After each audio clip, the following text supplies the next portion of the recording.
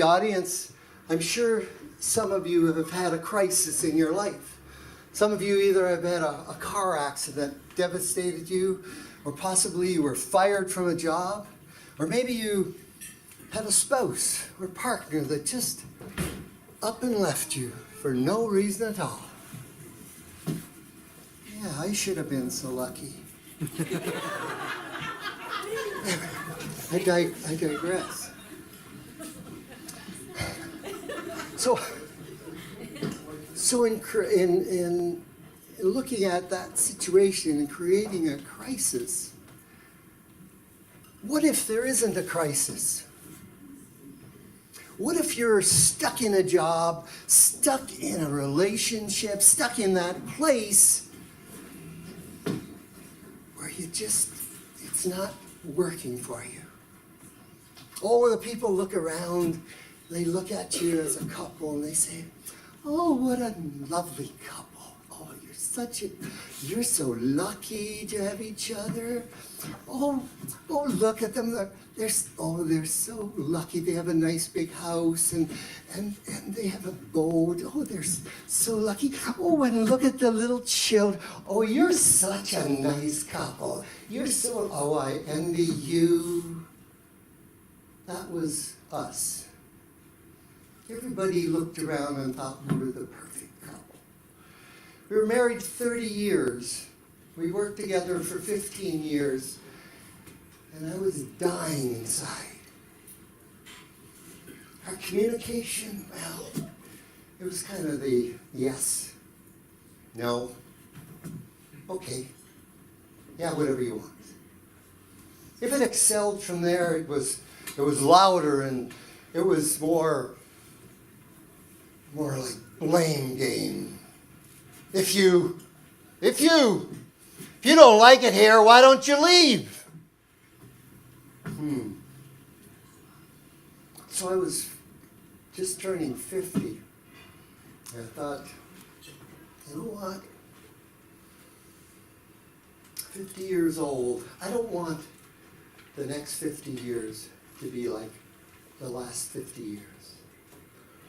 If they are, I'm just not interested. Now, don't get me wrong, I'm not suicidal. I've never leaned that way. But it reminds me of a story that Ken Taylor told us in his service one time. Some of you know Ken Taylor from Creekside. And Ken gave us a message about living and dying, about life and death. And he talked about that fine line down the middle. That when the pain of life is stronger than the pain of death,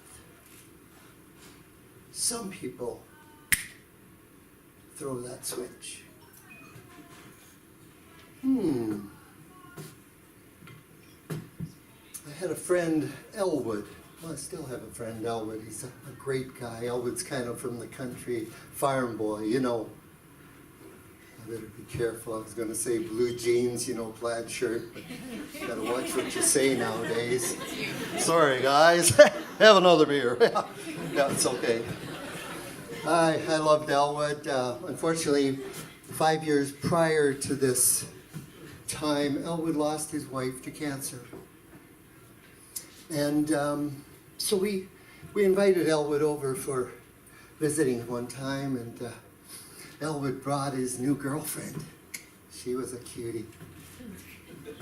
So they came in and they sat on the Chesterfield, and there they were, side by side, kind of snuggled in, you know. He had his arm around her, holding hands, making googly eyes at each other.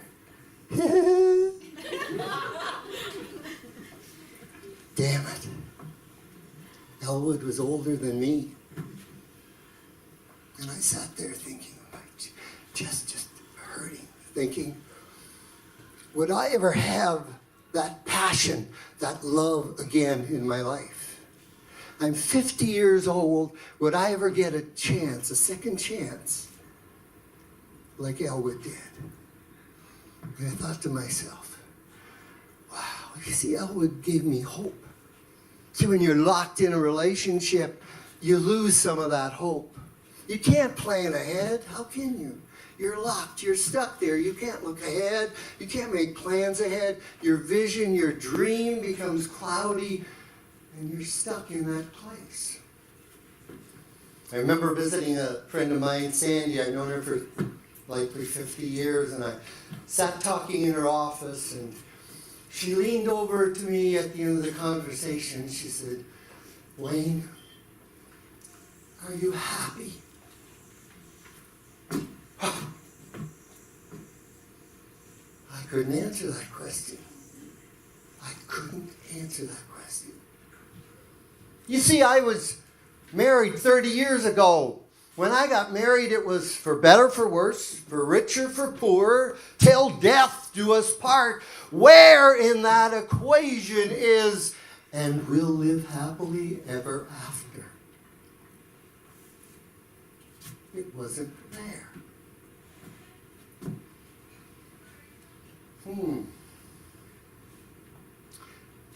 So the essence at 50 years old,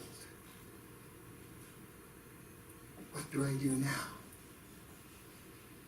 And the other thing that tore at my heart, and my apologies if you have any church-going folks here, but here I have the church and its rules on one hand saying, you do this, you do that.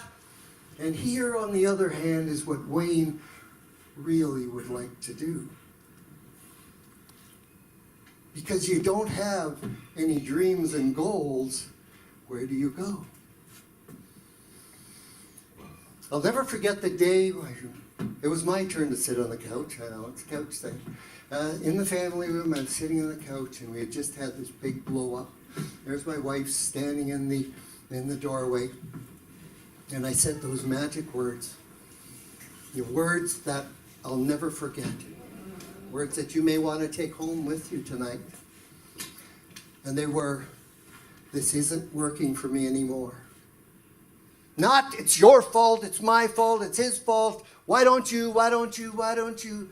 No, it's just, this isn't working for me anymore. So the crisis is created. Now you might think the crisis is the beginning of something humongous. Sorry.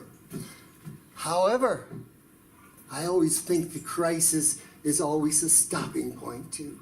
So it can be the beginning, but it also can be the end of all the crap back here, because now you can look ahead. And I saw a dream, I saw a vision, I saw goals, now I can make plans because I can move ahead. Oh, it's not easy. When you create a crisis, it's not easy because you do that and you rock everybody's foundation around you. You start rocking your own foundation. But little did I know, as I was leaning and growing towards the crisis, I was building a team around me, people that supported me, that loved me, understand where I wanted to go.